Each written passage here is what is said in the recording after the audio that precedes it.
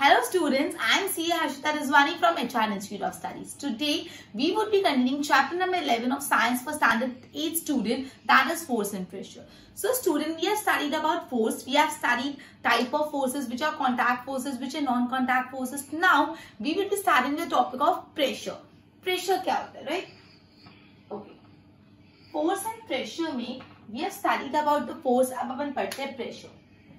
Okay.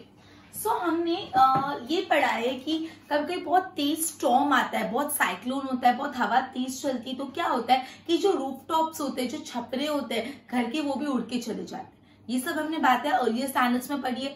अपने ये पढ़ा ये जो स्टॉर्म और ये जो विंड स्पीड इंक्रीज होती है, वो क्यों इंक्रीज होती है? बिकॉज ऑफ एयर करंट्स के कारण इंक्रीज होती है। ठीक है, तो क्या force because of difference in air pressure, sorry मतलब एयर प्रेशर में जब डिफरेंस आता है तो विंड्स जनरेट होती है, और विंड्स में इतना फोर्स होता है कि वो जो रूफ टॉप्स होते हैं वो ब्लोन अवे कर लेते हैं।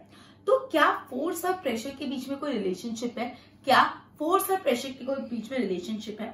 आपने कभी भी एक नेल होता है, उसको अंदर किसी वुडन प्लांट में डालना है, तो आपको पता है जो ऊपर कैप जैसा होता है हेड, आप उसके थ्रू नहीं डालते, लेकिन जो दूसरा पॉइंटेड पार्ट है नेल कैसा होता है, ये ऐसा होता है, ये नेल इस टाइप से होता है। अब जब भी आप नेल कभी भी डालते एक वुडन में, तो आप ये पार्ट अंदर नहीं घुसाते, आप कौन सा पार्ट अंदर घुसाते हो? ये पार्ट, और फिर उसको हैमर करते हो। सिमिलरली अगर आपको नाइफ दी हुई, आपको ब्लंट नाइफ से चीजें कट करना आसान होगा कि शार्प नाइफ से? ऑब्वियसली शार्प नाइफ से हम चीजें कट आसान कर पाएंगे।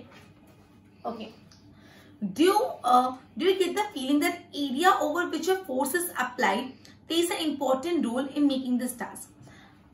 एग्जैक्टली अगर मैं बोलूं प्रेशर मतलब क्या होता है, तो pressure is force acting on a unit area of surface. मतलब अपन ने ये बोला क्या प्रेशर और फोर्स में रिलेशनशिप है। प्रेशर क्या होता है? Force acting on a unit area of surface, मतलब एक एरिया ऑफ सरफेस पे जितना फोर्स एक्ट करता है उसको प्रेशर बोलते हैं। मतलब pressure is equal to force divide by area on which it acts. Pressure क्या होता है?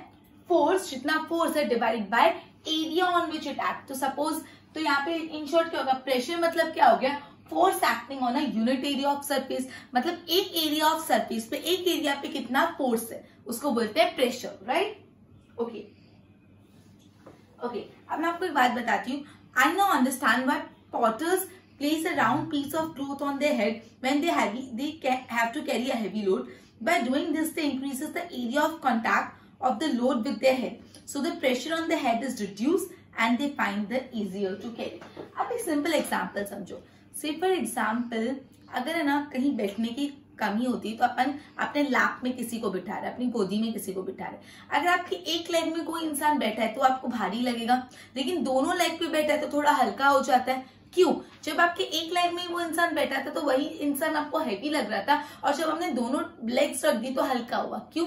पहले जो फोर्स आ रहा था वो सिर्फ एक टांग पे आ रहा था, एक लेग पे आ रहा था, तो जो एरिया था वो कम था, तो फोर्स उस पर ज्यादा आ रहा था। लेकिन जैसे एरिया बढ़ गया, जब आपने दो लेग्स रख दिए तो वो फोर्स स्प्रेड हो गया, फोर्स बढ़ गया, तो दोनों टांग पे कम फोर्स, दोनों लेग्स पे कम फोर्स आ रहा है।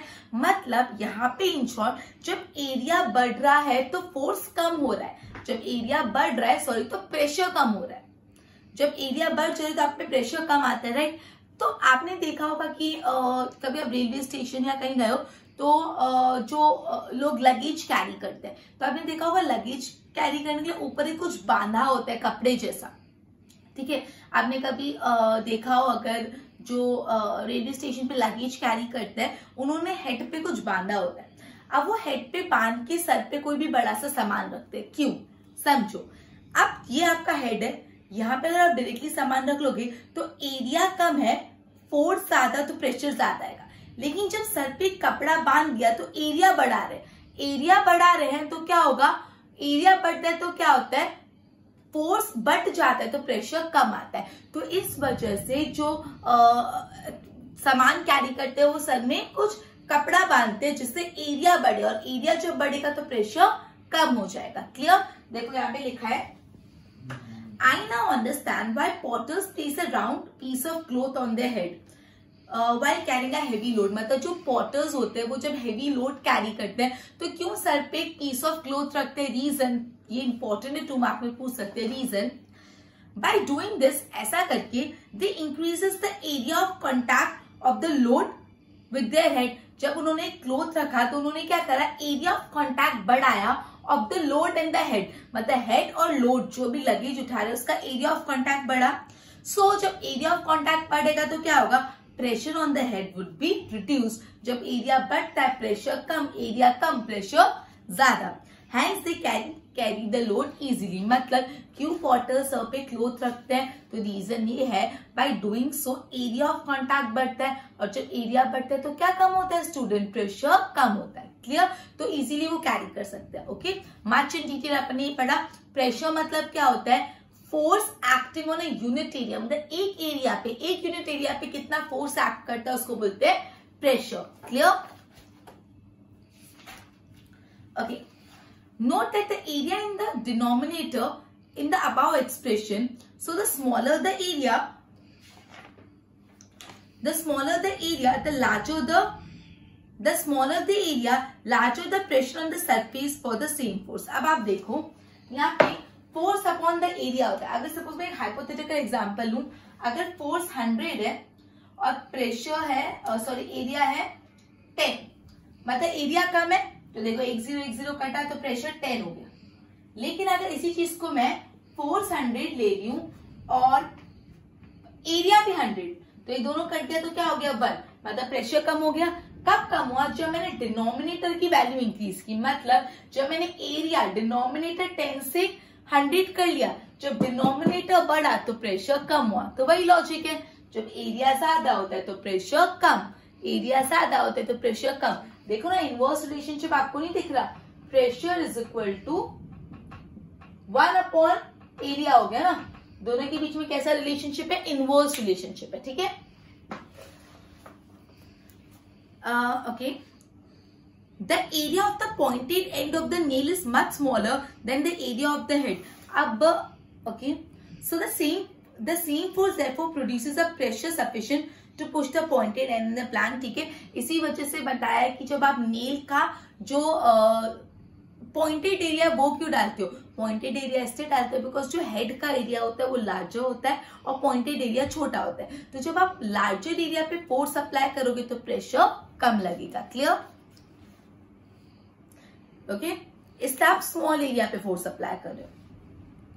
Can you explain how? अब आपको पता है जो बच्चों के स्कूल बैग्स होते हैं वो पतली स्ट्रिप से नहीं बनते, मोटी स्ट्रिप क्यों होती है? बच्चों के स्कूल बैग में थोड़ी मोटी स्ट्रिप होती है। क्यों मोटी स्ट्रिप? मतलब एरिया बढ़ रहा है, एरिया बढ़ रहा है तो क्या कम होगा? प्रेशर।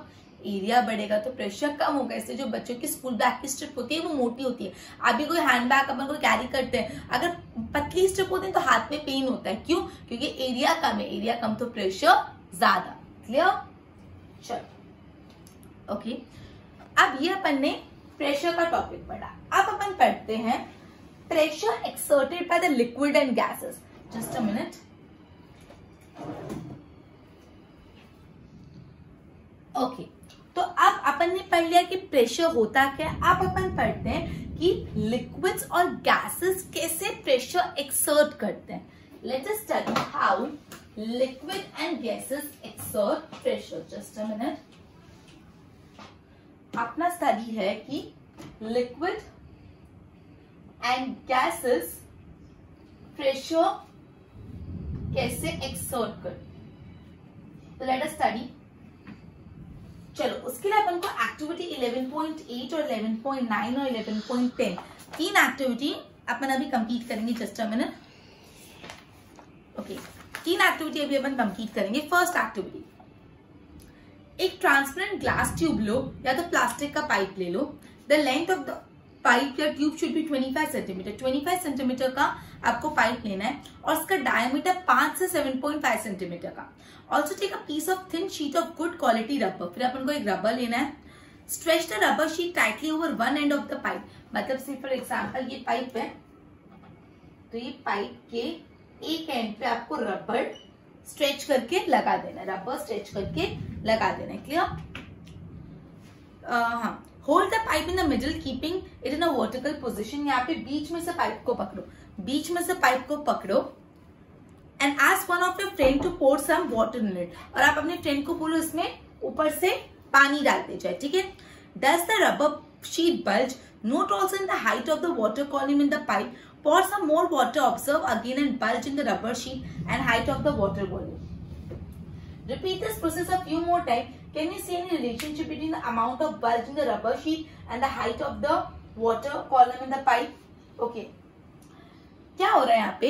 आपने क्या किया, एक पाइप लिया, उस पाइप के नीचे रबर अटैच कर लिया और आप पानी ऊपर से डालते रह रहे हो। क्या कर रहे हो? पानी ऊपर से डालते रह रहे हो। तो ऑब्वियसली जब यहाँ से पानी जाएगा तो रबर में पानी जाएगा, रबर में पानी जाएगा तो रबर बल्ज होगा, बल्ज होगा मतलब मोटा होता जाएगा। अब आप और पानी डालते जा रहे हो, और पानी डालते जा रहे हो तो वो और मोटा होता रहेगा। तो क्या जितना पानी डाल रहे हो मतलब जितना हाइट है और बल्ज, उन दोनों के बीच में कोई रिलेशन है?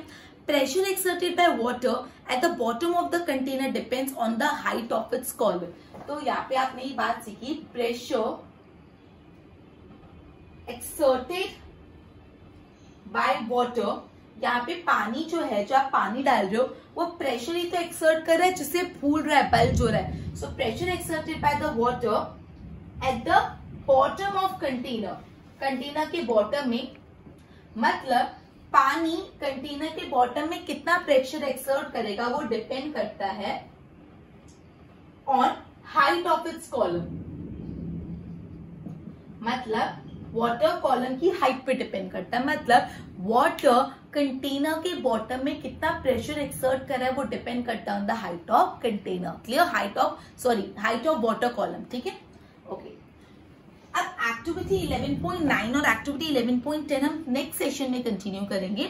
आज अपन ने ये पढ़ा कि प्रेशर क्या होता है, प्रेशर की फॉर्मूला क्या होती है, force divide by total area. मतलब प्रेशर होता है कि एक यूनिट एरिया पे फोर्स कितना एक्ट कर रहा है। फिर अपन ने ये पढ़ा कि पोर्टर्स जब कोई हैवी लगेज कैरी करते तो सर पे क्लोथ क्यों बांधते हैं। क्लियर? ये लॉजिक क्लियर किया अपन ने। ओके, उसके बाद अपन ने ओके देन वुडन प्लैंक में हम लोग नील कैसे डालते हैं, रीजन उसका पढ़ा। बच्चों के स्कूल बैग में मोटी स्ट्रैप के होते हैं वो पढ़ा। उसके बाद अपन ने ये पढ़ा कि जो प्रेशर है, लिक्विड और गैसेस कैसे प्रेशर एक्सर्ट करते हैं। उसके लिए अपन ने एक्टिविटी 11.8 पढ़ा, जिसमें से हमने ये सीखा कि जो pressure exerted by the liquid at the bottom of container will depend upon the height of the water column. Okay, so we would be ending our lesson by this and continue with the next session in our next session. Till then, goodbye.